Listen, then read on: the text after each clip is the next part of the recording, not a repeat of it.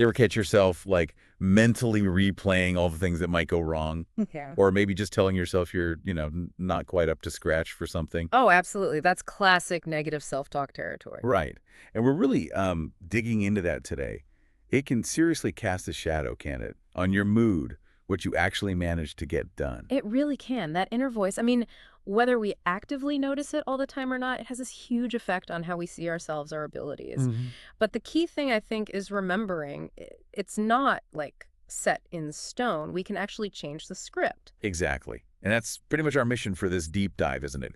We want to give you something practical, a real step-by-step method to take those negative thoughts and actually sort of flip them into positive outcomes. Yeah, taking charge of that inner conversation. Precisely.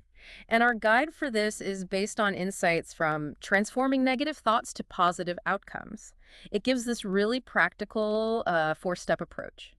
And it uses some great examples, really relatable ones that we're going to unpack. Yeah, let's get right into it. We'll break down the whole technique, see how you can start using it, day to day. Starting with step one, stop. Oh, okay. So this idea of just stopping, let's unpack that first. Right. So step one, stop. It's really about consciously hitting pause when that negative thought pops up. Our first instinct might be to just, run with it, let it spiral. Mhm. But the trick here is to deliberately interrupt that flow.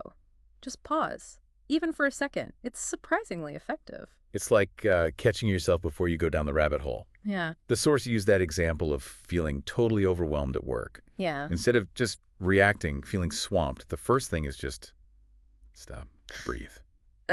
What does that tiny pause actually do, though? Well, that pause creates a bit of distance, doesn't it, between the trigger, that feeling of overwhelm, and how you respond. Okay. It breaks that automatic negative thought pattern, gives you a moment to, well, catch your breath mentally and not get totally swept away by the feeling.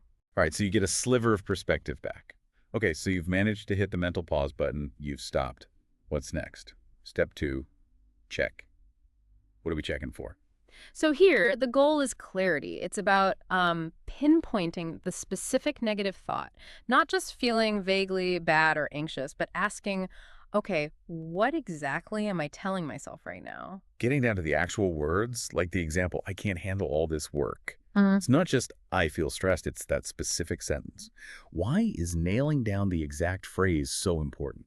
Because you can't really argue with the vague feeling, can you? True. But if you identify the concrete thought, I can't handle this work well, that's something you can actually examine. You make Yeah. the sort of fuzzy feeling into something tangible you can look at. But you need to know what it is before you Wow. can tackle it.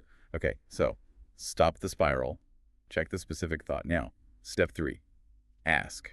Sounds like we're putting on our detective hats. Exactly. This is where you start questioning that negative thought. Is it actually true? What's it based on? You shift from just accepting it to investigating it. So what kind of questions work here? The source mentions asking things like, why do I actually think this? Yeah. Or is this based on reality, or is it just an assumption I'm making? Precisely. You dig a bit. With the work example, I can't handle all this work. You might ask, okay, hang on. Have I managed similar projects before? Successfully? Hmm. What's the actual evidence that I can't handle it? Sometimes just, remembering past wins can really counter that feeling. Yeah, the source really highlights looking at past successes. It's so easy to forget those times you did cope when you're feeling overwhelmed right now. It really is. And it's interesting how often these thoughts are just like worries about the future or maybe misinterpretations of what's happening now. The ask step helps bring in a bit more objectivity. Okay, so stop, check, ask. We've interrogated the thought. Now, the final step, change to a positive statement. How do we reframe it without sounding, fake or overly optimistic? That's a great point. This step is about consciously turning that negative thought into something more positive, yes, but also action-oriented. It needs to feel believable and helpful to you, not just empty positive thinking. Right, not leaping from I'm terrible at this to I'm the best ever. That just doesn't land. The source example felt much more grounded, changing I can't handle all this work. Two, I have the skills to handle this workload, and I can break it down into manageable tasks. Yeah, see, that feels different. It acknowledges the work, Right, acknowledges the challenge. but it also focuses on skills. I have the skills and a plan. I can break it down. It moves you from feeling stuck to thinking about solutions. Exactly. It's that shift from feeling helpless to feeling, well, capable, having some agency. You're moving from I can't towards, okay, I can, and here's how I might start. It's like redirecting that negative energy onto a more useful path. And that's really the core power of this whole four-step thing, isn't it? It's not just about a quick fix for feeling bad. It's about building a more resilient, um, constructive way to deal with challenges generally over time. Now, the source didn't just give us the theory. It had some really good, like, real-life examples. Let's look at those, see how this actually plays out. Yeah, those examples are super helpful because they show it works for all sorts of everyday stuff. Okay, first up, the morning commute. We've all been there, right? Mm-hmm. Stuck in traffic. The negative thought was, great, I'm going to be late again. How did the 4 steps work here? Okay, so stop, notice the thought, check, identify it. I'm going to be late.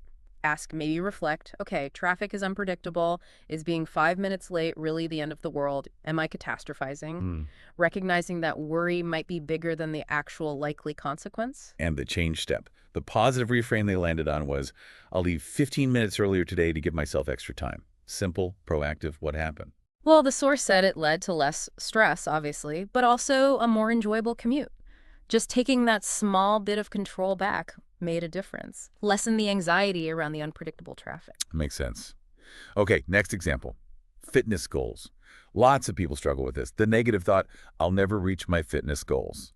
That's a tough one. It really is, and often it comes from comparing yourself to others, maybe on social media, or setting goals that are just too big too fast. Right. So the stop, check, ask process here might involve realizing, okay, I'm comparing myself, or asking, is my timeline even realistic for me?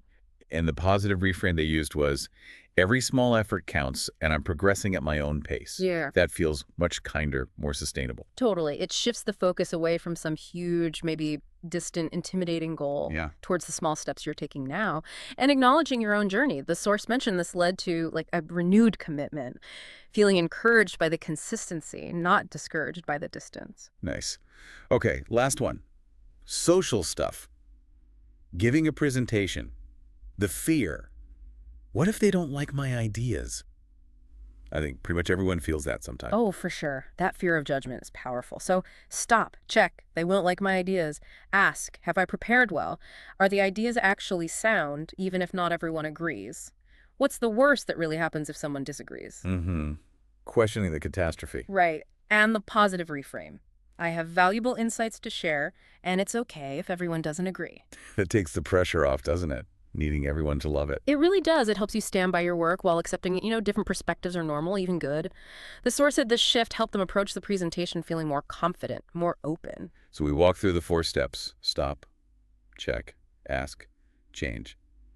And seeing them in action, commute stress, fitness goals, presentation nerves. Yeah, quite a range. It really drives home how much our internal chatter shapes our reality, doesn't it? It absolutely does. And like the source material suggests, consciously working on that inner dialogue using a method like this, it can really lead to some significant positive shifts in how you feel, how you handle things. It's about building a more supportive inner voice. And it's not just internal, is it? The source mentioned a potential ripple effect, like boosting your energy, your mood, even improving how you interact with other people. That makes sense. When you feel more capable and less bogged down by negativity, that energy tends to sort of radiate outwards, Definitely. Which actually brings us to something for you, the listener, to think about. Yeah, a little takeaway action. Think about one specific negative thought. Just one. Maybe one that crops up for you fairly often. What's a go-to negative thought for you? And once you have it in mind, just sort of mentally walk through these steps. How would you stop it? What's the exact check? What questions could you ask about it? And importantly, what might a helpful, believable change statement look like for you in your situation? Yeah. It's just a small exercise, but trying it out on one specific thought. Well, it could be pretty revealing about your own patterns.